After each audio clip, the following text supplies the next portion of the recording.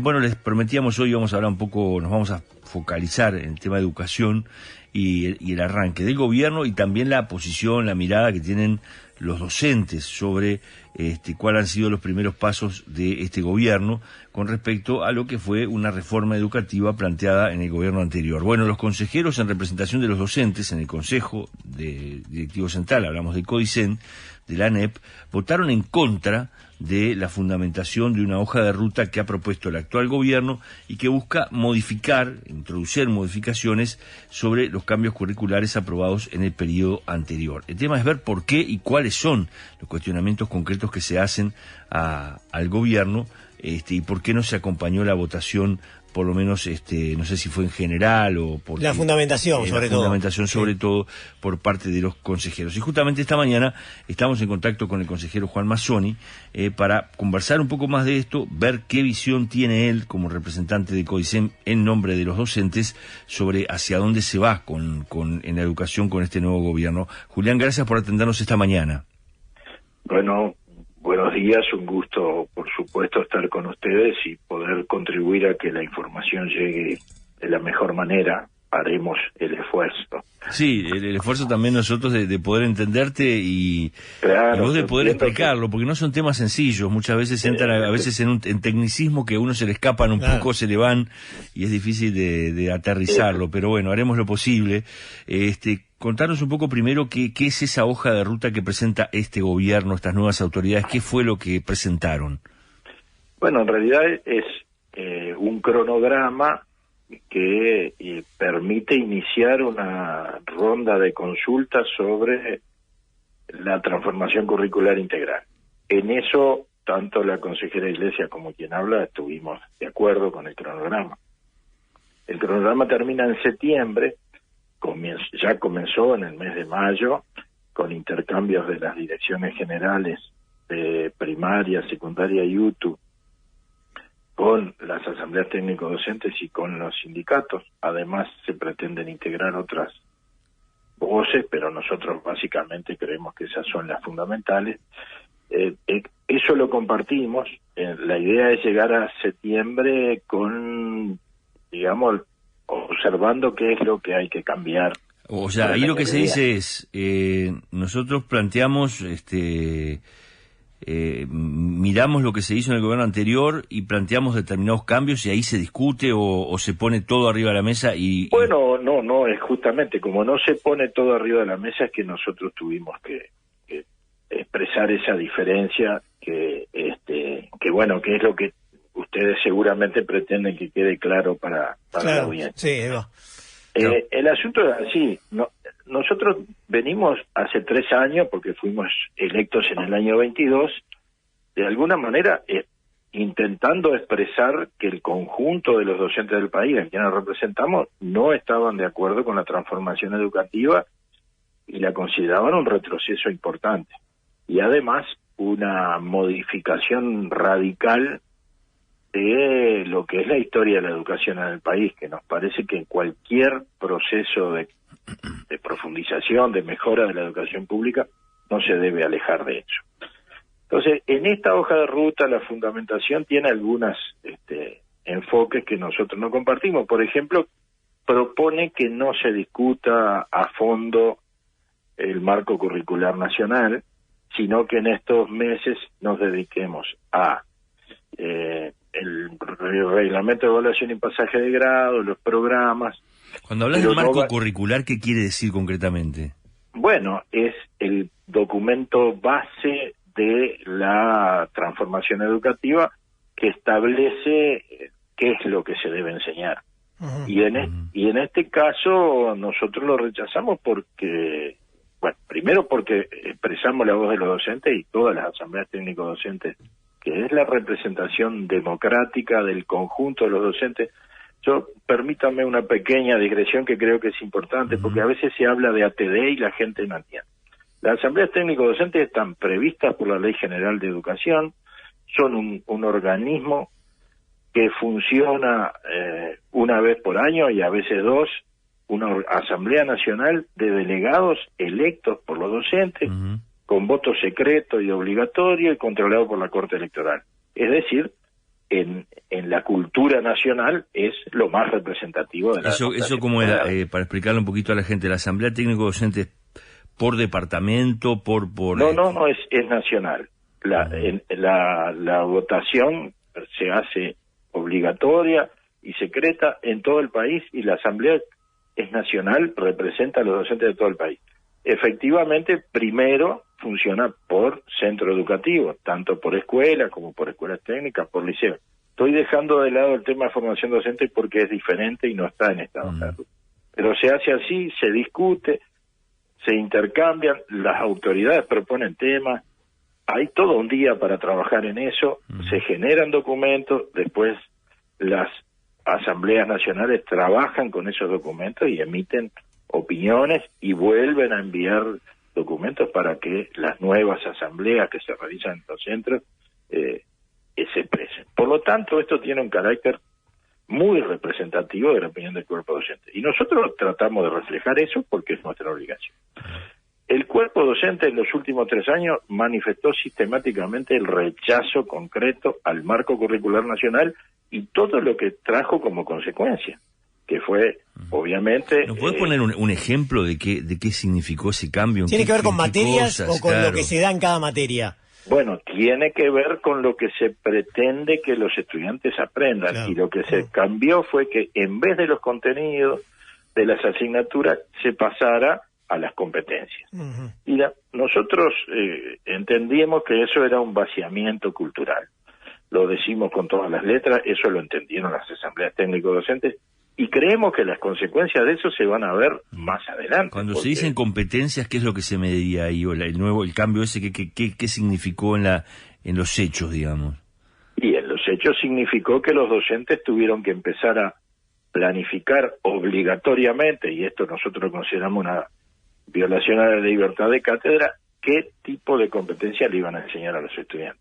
Y nosotros, que hemos investigado desde el equipo que yo integro con los compañeros, hemos vinculado esas competencias estuvimos investigando las grandes... A ver si dijeron tenemos algún problemita se cortó. Se nos cortó la comunicación. Ya la vamos a retomar. Les recordamos, para quienes se nos están escuchando, que estamos dialogando con el consejero Julián Mazzoni.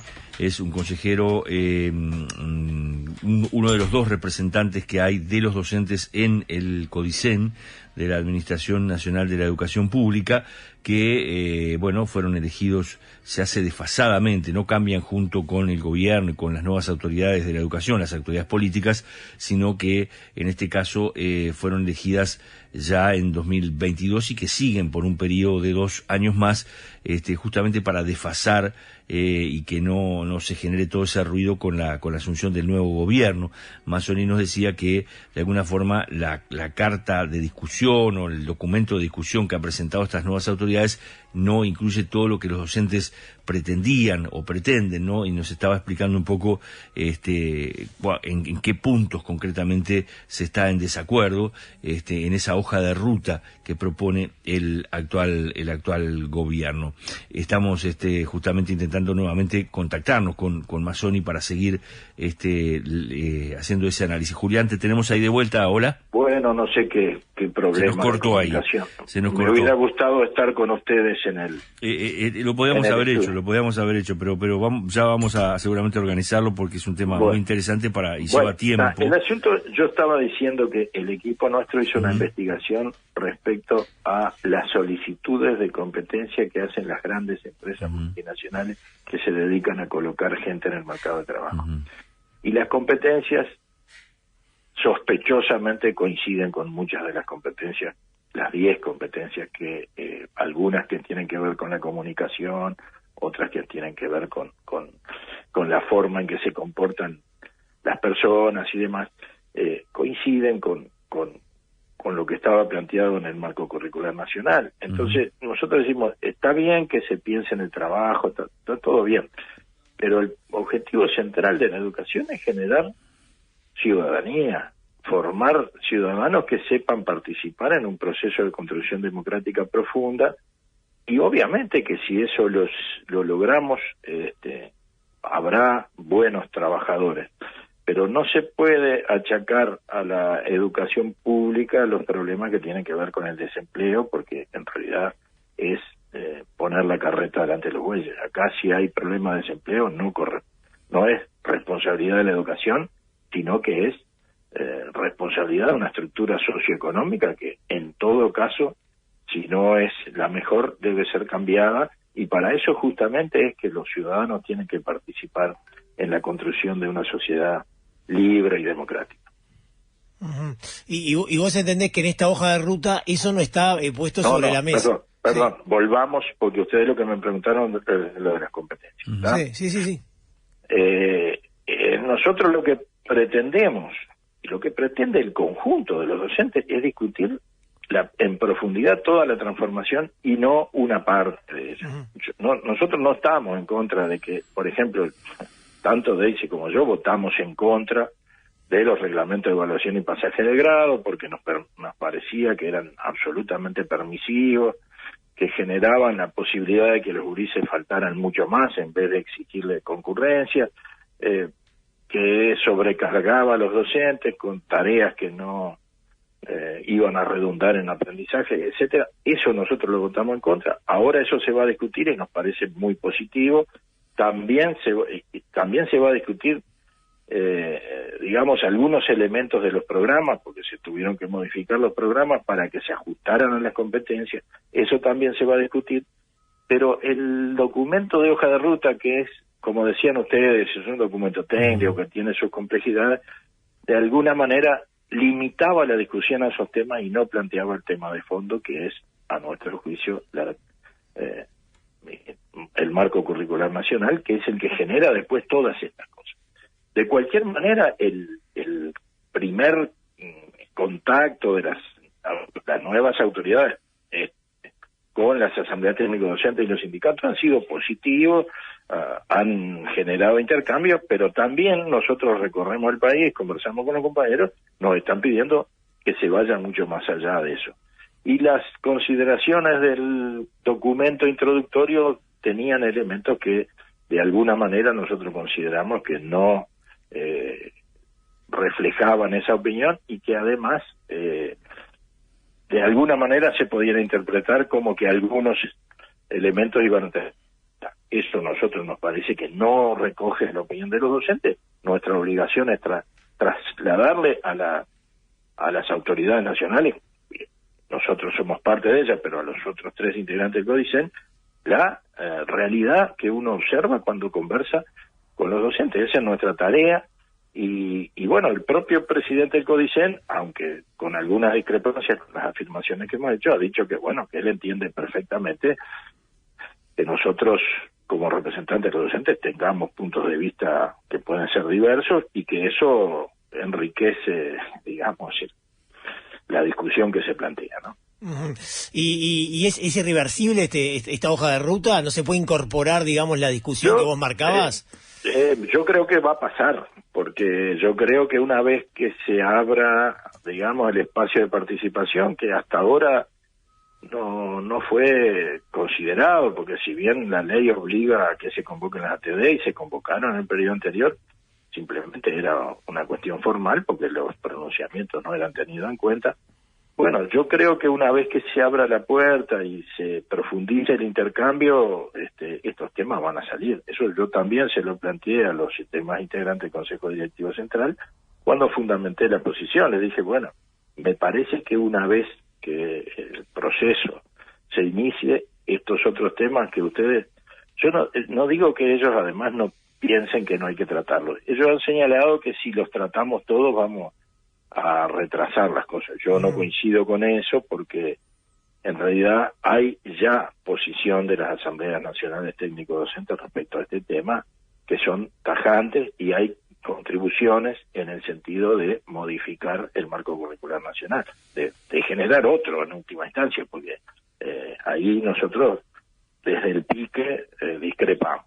Y hay otro aspecto que está en el marco en el documento que elaboró la Dirección Ejecutiva. La hoja de ruta, digamos, sí. Esa hoja de ruta, hay otro elemento que nos dejó muy preocupados y es que considera que el marco curricular de referencia nacional que fue elaborado en el año 17, es, digamos, que después se transformó en el marco curricular nacional, como que los fundamentos son los mismos.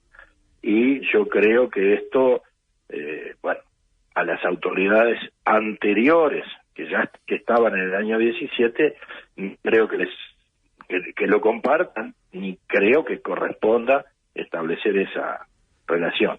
Entonces, lo que querría decir es que ese documento es que lo que se hizo en el periodo anterior ya tenía raíces en el último periodo del gobierno de Neto en la administración Vázquez. Sí. Sí. Nosotros eso no lo compartimos y bueno, esa es una aseveración bastante preocupante. Y después hay otros elementos que tienen que ver con cómo se concibe las trayectorias de los estudiantes, cómo se ve la posibilidad de la transformación del bachillerato y demás, que son muy peligrosos y que nosotros de alguna manera tenemos que señalar nuestras diferencias. Julián, me estaba pensando un poco, mientras tú comentabas un poco cuáles son las diferencias que ustedes han planteado, las discrepancias con algunos de estos alineamientos que ha trazado el nuevo gobierno. ¿Qué opinan sobre el nivel hoy que tiene la educación del Uruguay y cómo leen, por ejemplo, que estemos desde hace algunos años ya con cifras que marcan que casi poco más del 50% de los estudiantes terminan el bachillerato, ¿no? ¿Cómo se mira eso? O sea, ¿cómo se le explica a la gente que mira la educación uruguaya de que se manejen esos resultados, ¿no? Bueno, esos resultados son para las edades esperables, digamos. Es decir, normalmente si uno no repite y eso termina a los 17 años el bachillerato, 17, 18. Uh-huh. Ahora, después hay gente que sigue egresando. Las cifras, está bien que se maneje esa porque es la más impactante, pero hay otras cifras. Hay gente que sigue estudiando, termina. Las cifras varían de acuerdo a las edades y bueno, yo ahora no tengo exactamente, pero en la propia presentación de la rendición de cuentas del Codicen están esas cifras. Es decir, hay porcentajes más altos de la gente que, bueno, que en vez de terminar a los 17, 18, termina a los 20, termina a los 25, termina. Uh-huh. Y algunos inclusive están terminando sus bachilleratos ya con edades muy avanzadas. Pero digo, eso es uno de los asuntos. Pero además yo insisto en una cosa que es muy importante tener en cuenta. Si uno lee el proyecto de presupuesto quinquenal de la administración anterior, de la que presidió Robert Silva, y ve el manejo de las cifras que había del periodo anterior, es claro, y lo reconocía la propia administración, que había un proceso de mejora de las cifras, tanto de ingreso de bachillerato, de educación media básica. Lo que estaba muy estancado eran los aprendizajes, pero lo demás venía con cifras de mejoras relativamente lentas, pero venían mejorando.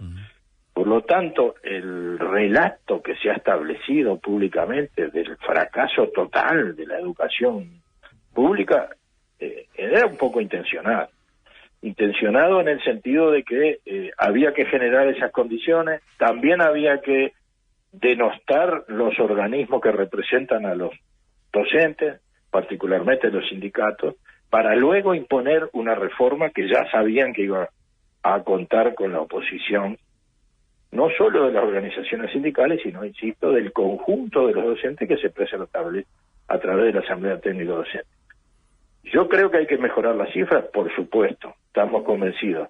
Ahora, yo he señalado en estos días, a partir de la presentación que hicimos del libro Poder Educador, que lo realizamos hace un par de semanas, que en última instancia aquí la discusión sobre cómo mejorar las cifras, está bien que hay elementos educativos, pero hay elementos ideológicos.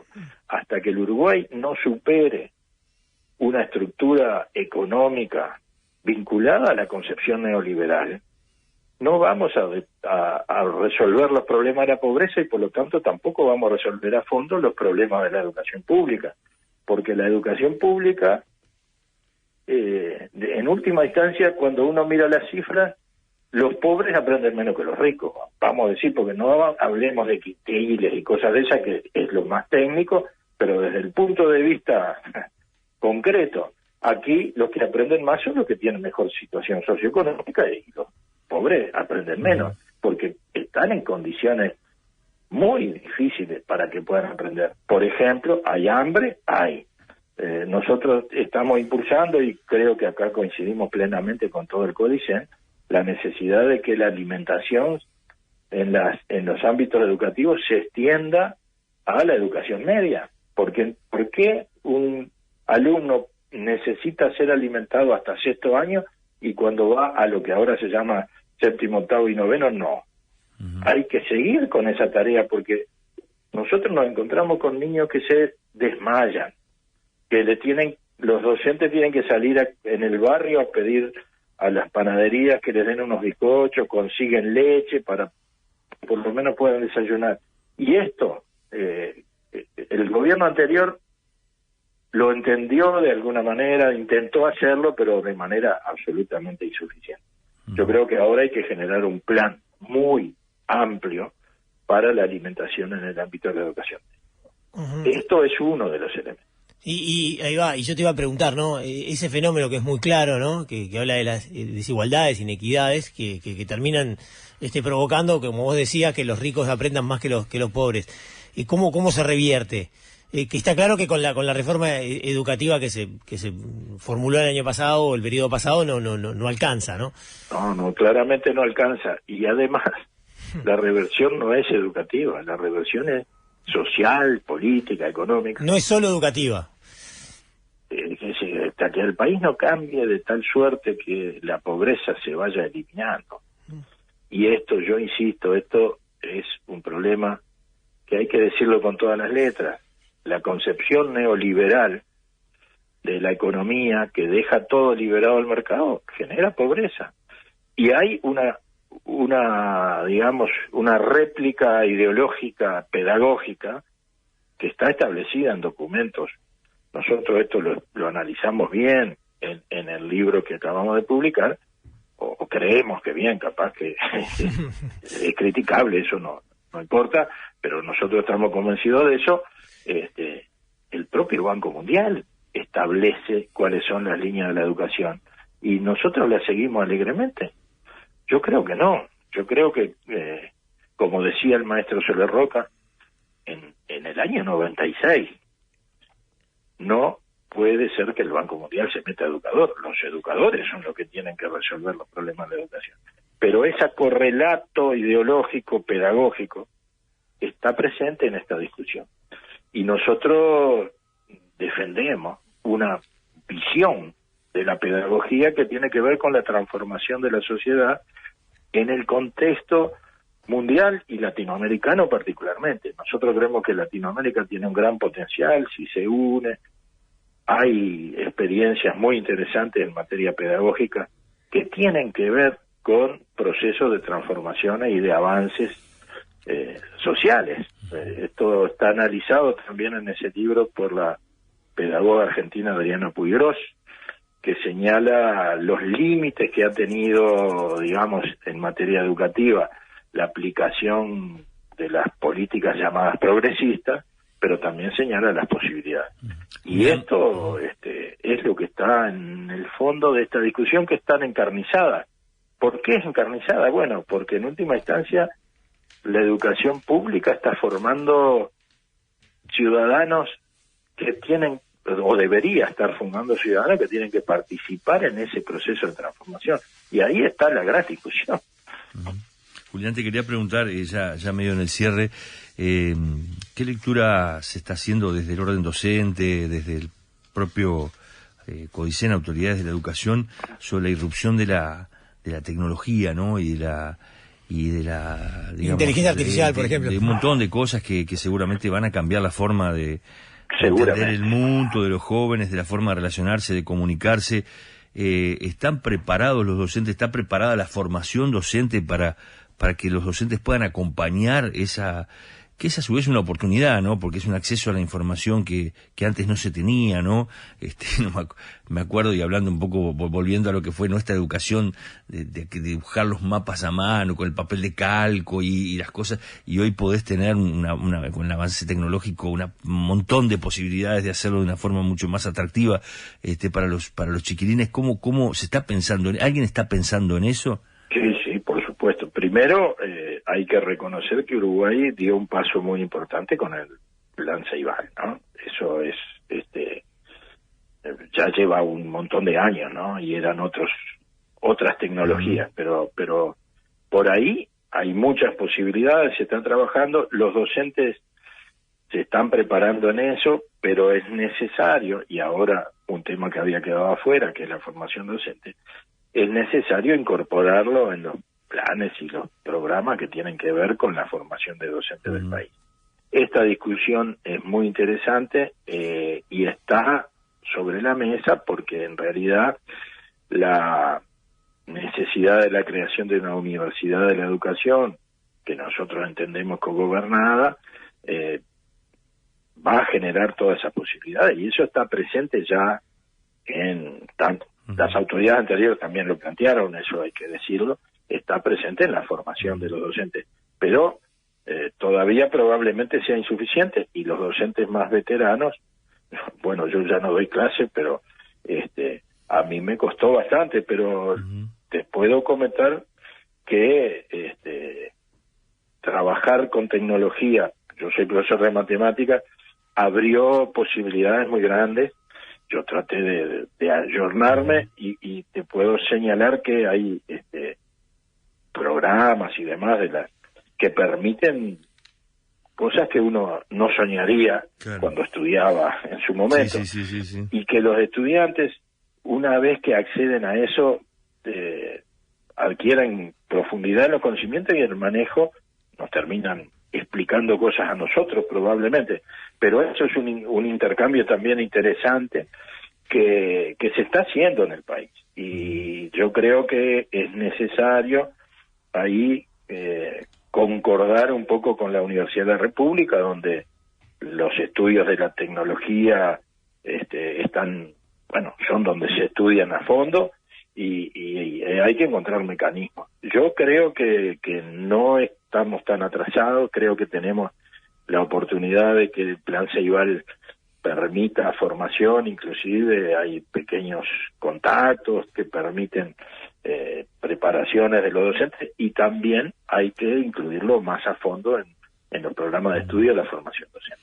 Pero sí se está pensando claramente, se entiende que es fundamental incorporar eso, pero siempre y cuando, y eso creo que todos coincidimos, siempre y cuando eso no implique que los aprendizajes se reduzcan a simplemente manejar programas y demás, porque tiene que ser muy creativo eso, ¿no? Y hay que tener cuidado. Fíjate lo que pasó recientemente, creo que fue en la Facultad de Psicología, que se encuentran con un conjunto de trabajos que eran todos claramente resueltos con inteligencia artificial, inclusive por los tiempos en los cuales se expresaban. Sí, el 75% dio resultados de excelencia y respuestas contestadas, 20 respuestas en 3 minutos, ¿no? Cosas que realmente... Sí, por eso te digo, entonces hay que tener cuidado cómo se maneja eso. La tecnología tiene que ser potenciadora de los aprendizajes y no un mecanismo de fraude en última instancia. Está claro. Estábamos en diálogo con el consejero Julián Mazzoni, representante de representación de los docentes en el Consejo Directivo Central CODICEN. Muchas gracias por habernos atendido esta mañana. Ha sido un placer. Muchas gracias por brindarnos este espacio, porque son temas que necesitan mucha difusión y que la ciudadanía participe. Nosotros esperamos que se realice próximamente el Congreso Nacional de Educación, donde todos los ciudadanos podrán opinar para generar grandes líneas hacia el futuro. Muchas gracias, un abrazo. Bueno.